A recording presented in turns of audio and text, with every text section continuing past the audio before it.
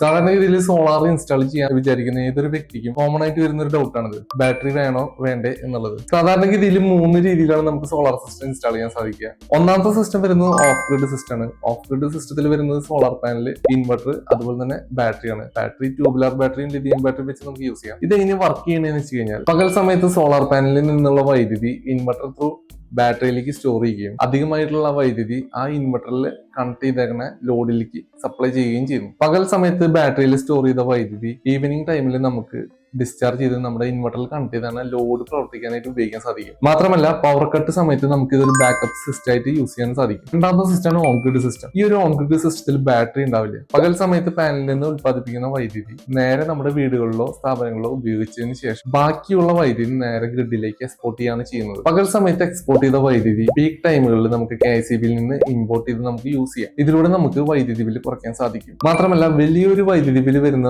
ഒരു കസ്റ്റമർക്ക് battery implement ചെയ്യുക എന്ന് പറഞ്ഞു കഴിഞ്ഞാൽ വലിയൊരു തുക അതിനുവേണ്ടി ഇൻവെസ്റ്റ് ചെയ്യേണ്ടി വരും. അതുകൊണ്ടാണ് വലിയൊരു വൈദ്യുതി ബില്ല് വരുന്ന കസ്റ്റമർക്ക് നമ്മൾ ഓൺ ഗ്രിഡ് സജസ്റ്റ് ചെയ്യുന്നതിന്റെ റീസൺ. മൂന്നാമത്തെ സിസ്റ്റം ഹൈബ്രിഡ് സിസ്റ്റം. ഈ ഒരു സിസ്റ്റത്തിന് ഓൺ ഗ്രിഡിന്റെയും ഓഫ് ഗ്രിഡിന്റെയും ഗുണങ്ങൾ ഒരുമിച്ച് കിട്ടും. എങ്കിലും ഇതിന്റെ ഇനീഷ്യൽ ഇൻവെസ്റ്റ്മെന്റ് മറ്റ് രണ്ടിനെയും കമ്പയർ ചെയ്യുമ്പോൾ കുറച്ച് കൂടുതലാണ്. കുറച്ച് കോസ്റ്റ് കൂടി കഴിഞ്ഞാലും വീട്ടിലൊരു ബാക്കപ്പ് സിസ്റ്റം ഇല്ലാത്തവർക്ക് ഏറ്റവും അനുയോജ്യമായിട്ടുള്ള ഒരു സിസ്റ്റം തന്നെയാണ് ഈ ഹൈബ്രിഡ് സിസ്റ്റം. അപ്പൊ budget, usage, power cut area ഇതെല്ലാം നോക്കി നിങ്ങൾക്ക് അനുയോജ്യമായിട്ടുള്ള ഒരു സിസ്റ്റം ഞങ്ങൾ നിങ്ങൾക്ക് സജസ്റ്റ് ചെയ്യാം. അതിനുവേണ്ടി ഞങ്ങളെ കോൺടാക്ട് ചെയ്താൽ മതി.